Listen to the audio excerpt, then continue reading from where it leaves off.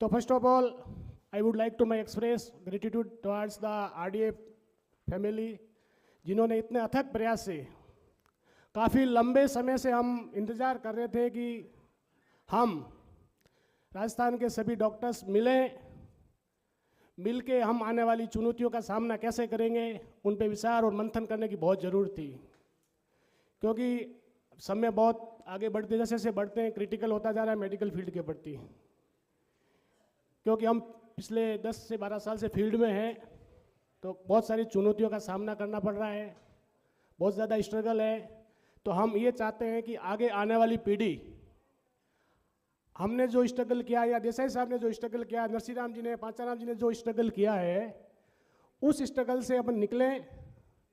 कम से कम उस परिस्थितियों का सामना तो हम नहीं करें कि जिन्होंने ये स्ट्रगल कर चुके हैं। तो हम ये चाहते हैं कि आगे आने वाली पीढ़ी ऐसे समय में फील्ड में आ रही है जहाँ मेडिकल फील्ड बहुत कम्पिटिटिव हो चुका है, और हम ये चाहते हैं कि हमारा कंपटीशन होते हुए हमारा हेल्दी कंपटीशन रहे। हेल्दी इन द सेंस, हम यदि फील्ड में जाते हैं, फील्ड में काम करते हैं, तो दुनिया को ये एहसास होना चाहिए कि देवासी का बच्चा है, उस पर विश्वास करिए। बाकी हमें लोग स्वीकार नहीं करेंगे। आपको अपनी प्रतिभा का, अपनी प्रतिष्ठा का, अपने काम का लोहा मनवाना ही पड़ेगा, तब जाके आपको लोग स्वीकार करेंगे, नहीं तो आपको फेंक देंगे। हम संख्या में 200 है अभी, लेकिन तुलनात्मक अभी भी बहुत कम है। हमारी जर्नी डॉक्टर देवकल्याण भाटी जी से शुरू हुई थी 1958 से, आज 25 और 42 67 साल का इतिहास है समाज का।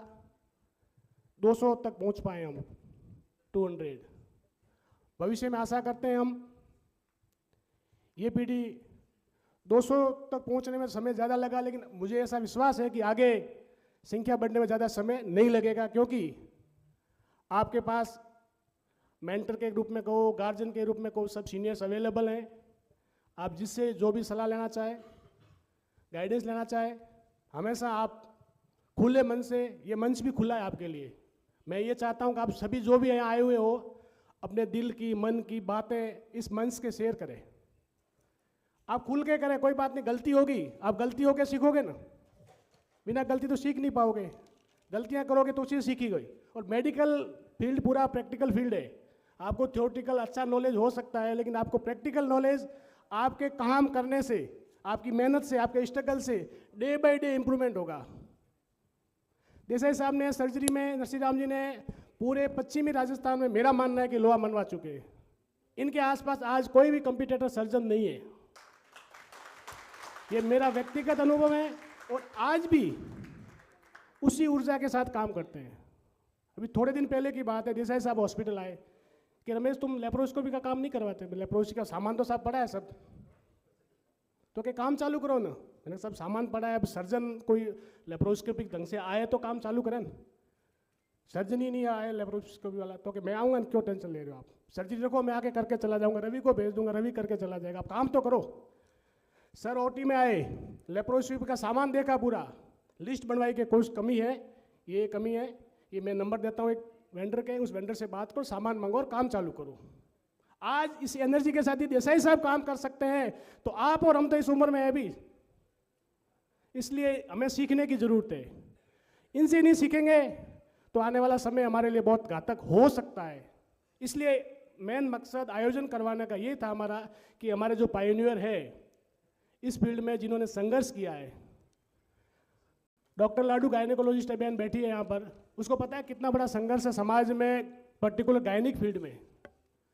हमारे हेल्थ एजुकेशन समाज में कितना है, अवेयरनेस कितनी है, प्रमोशन नाम की तो चीज़ ही नहीं है। गायनी में 9 महीने पूरे होने के बाद हॉस्पिटल आते हैं, साहब कुछ करो।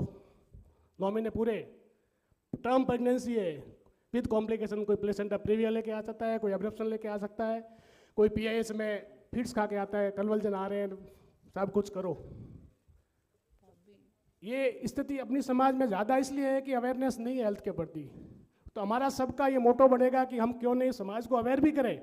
हमने एजुकेशन ले ली, हमें पता है कि एंक्लेप्सिया का ट्रीटमेंट ये होगा, फिट्स का ट्रीटमेंट ये होगा, PIS का ये होगा, लेकिन अवेयरनेस भी बहुत ज़रूरी है। तो हमारा सबका दायित्व बनता है कि हम उस सोसाइटी को अवेयर भी करें हेल्थ के प्रति, न कि ओनली सिर्फ हमारा काम करें, हम प्रोफेशन में रहें, प्रिस्क्रिप्शन लिखें, ऑपरेशन करें, फ्री हो जाए, नहीं, हमारी ड्यूटी बहुत बड़ी है।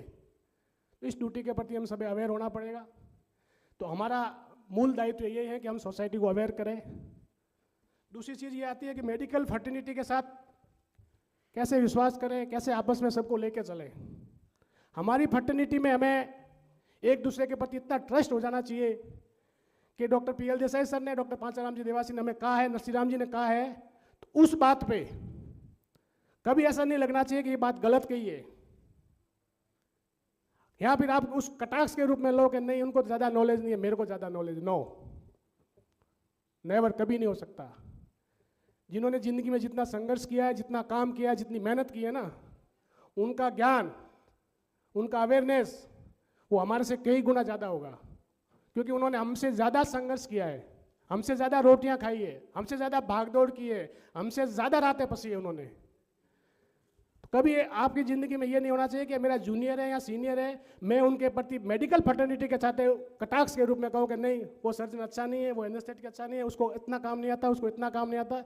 ये आज से सीख के जाना है हमें, ये ज़िंदगी की बहुत बड़ी सीख है। नहीं तो कल अपन जाएंगे फील्ड में, क्योंकि कंपटीशन तो बढ़ना ही है, नो डाउट, और हम कभी नहीं चाहते कि कंपटीशन हो। तो अच्छी बात है, हेल्दी कंपटीशन होना चाहिए। एक दूसरे के साथ ज्ञान का शेयर करो, आदान प्रदान करो, एक दूसरे से सीखो। मुझे लग रहा है, मैं एज एनेस्थेटिक्स काम कर रहा हूँ, मेरा कोई सीनियर एनेस्थेटिक्स है, तो मुझे लगा कि यार कॉम्प्लिकेशन केस है, इस केस को कैसे हैंडल करूँ, ये इसके इन्वेस्टिगेशन है, इसकी ये कोमॉर्बिडिटी है, कोई इन्फेक्शियस डिजीज हो सकती है, कोई कार्डियक डिजीज हो सकती है, कोई और कोमॉर्बिडिटी हो सकती है। तो आपको इसी कंपटीशन में रहने के लिए ये है कि मेडिकल फर्टिलिटी के जो अपने लोग हैं वही आपको असेस सलाह देंगे, और उनकी गाइड हमारे लिए इसलिए महत्वपूर्ण हो जाती है कि वो कभी नहीं चाहेंगे कि मेरे समाज का या मेरा भाई किसी गलत एंगल से कोई काम करे या गलत फंसे कहीं। तो ऑलवेज हमें हेल्थी कंपटीशन के साथ साथ मेडिकल फर्टिलिटी का विश्वास जीतना बहुत जरूरी है। समझ में आ रही ना? इसलिए जो वर्तमान परिस्थिति है, वर्तमान सिनेरियो है, शायद अभी सुपर स्पेशलिटी की कमी है।